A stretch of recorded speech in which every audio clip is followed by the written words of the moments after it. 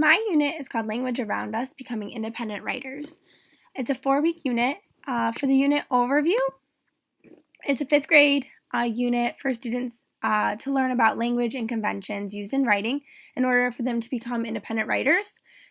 Through learning about grammar and figurative language and spelling, they'll gain skills to become better writers, and they'll understand all the different parts of our language.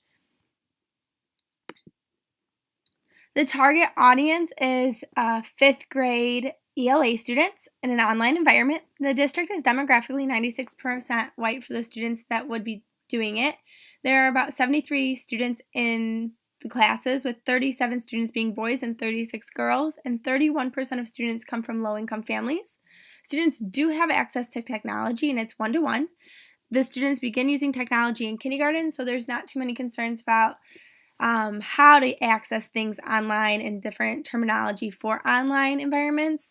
The students will already know how to type, and they'll know all the basics about writing with sentences and capital letters, ending sentences with periods, indenting paragraphs, and then describing punctuation like commas and periods, and they understand the writing process. Although this unit is for writing, they aren't necessarily writing anything, they're just gaining the skills in order to become better writers for future units. For my first part of my unit, students are using writing conventions to show correct grammar, capitalization, punctuation, and spelling. So they're recognizing verb tenses, they're using capitalization and underlining with works, they're using commas, and then they're practicing their spelling. For verb tenses, they're going to be doing an interactive presentation where they click through and learn different things with progressive verb tenses. Then they'll play a game and they'll take a quiz at Quizizz. For titles of works, we're going to use Khan Academy, and they'll watch a video and do a practice for whether you italicize, underline, or quote works of art or works of music or books or plays. Then they'll watch another video if they need extra review, so it's there for them.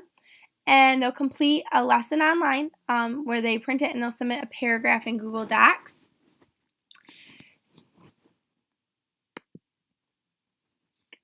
For the third sub-objective of this part of the unit, we'll have commas, introductory phrases. So once again, we'll use Khan Academy, and they'll complete the practice. And then they'll complete another practice that they turn in to me to see how they're doing.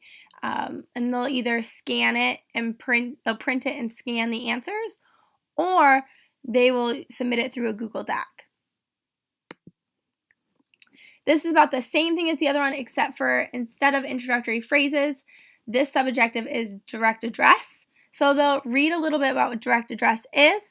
There's an optional practice, and then with the reading, and then they have another practice where they're going to print it and scan it or retype the sentences with commas into a Google Doc and submit.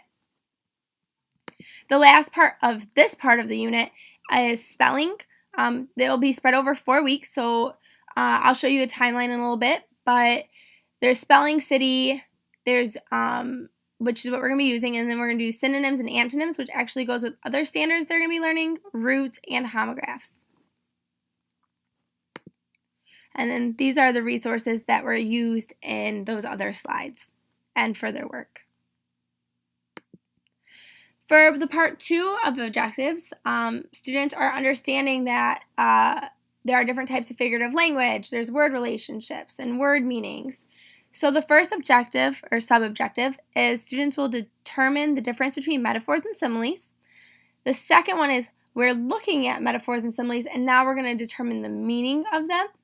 The third one is students will recognize and explain common idioms. And the fourth one is students will analyze the relationships between synonyms, antonyms, and homographs to better understand words, and they will see those also with spelling. So the first sub-objective of this part is metaphors and similes, the differences. Once again, students will be doing an interactive presentation with similes and metaphors and clicking through, and that was found on Teacher Pay Teacher, so we're going to borrow that.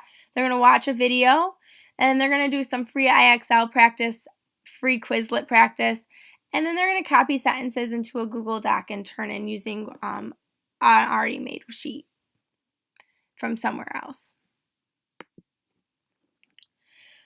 Sub-objective 2, metaphors and similes. We're going to look at the meaning. So they'll go to Quia and have a quiz practice. They'll go to IXL and practice, and then they'll take a quizzes for me to turn in.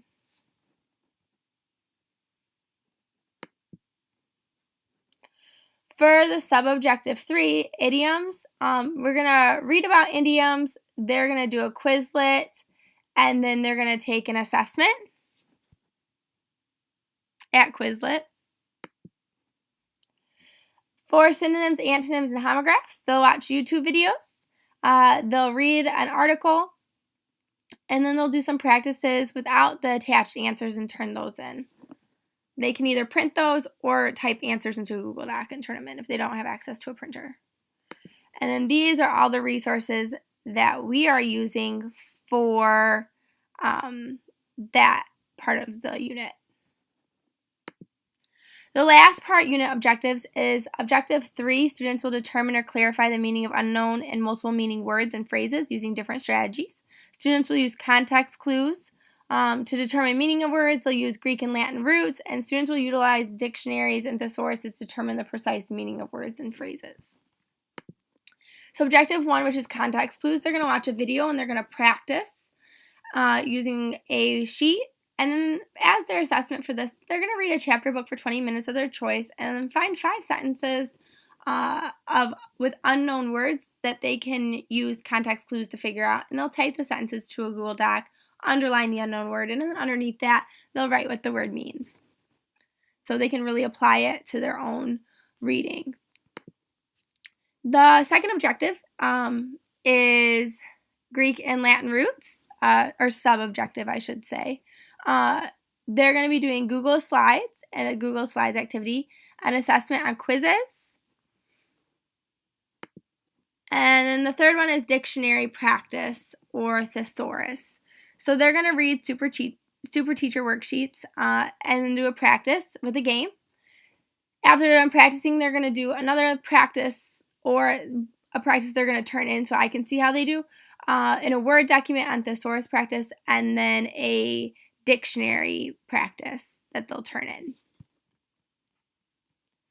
Their resources that they are going to use are listed here that were in the other slides. And then the timeline of activities for this, week 1, week 2, and week 3 and week 4 are all going to have spelling. Each spelling actually matches other parts of the unit. And then each part was broken up over 4 weeks. So they'll do grammar each week just in different ways. So the first week will be verb tense. The second week will be titles of work. The third week is commas for introductory phrases. And the fourth week is commas direct address. And then we're going to split up the language parts where metaphors and similes, the differences is week 1. Metaphors and similes we're going to continue in week 2, but now we're going to look at the meanings. For week 3, we're going to do idioms. And week 4, we're going to do synonyms, antonyms, and homographs. Week 1, we're going to do context clues also. Week 2, we're going to do roots. And week 3, we're going to also do a dictionary and thesaurus focus. So that's what the timeline of activities looks like. Some of the activities, so most of these have links. Some of them are games. So for the games, this is where they read a sentence and then they answer what it is. And then it gives them if it's the correct answer or not. A lot of them are like that if it's a practice. Khan Academy, it looks similar in all the other ones, but they present a video and then they're going to answer questions and go through and do the one that is listed. So for this one, it would be practice italics. If they click on it, they'll do a practice after they watch the videos. And then these ones are the videos with the play button. YouTube is just videos.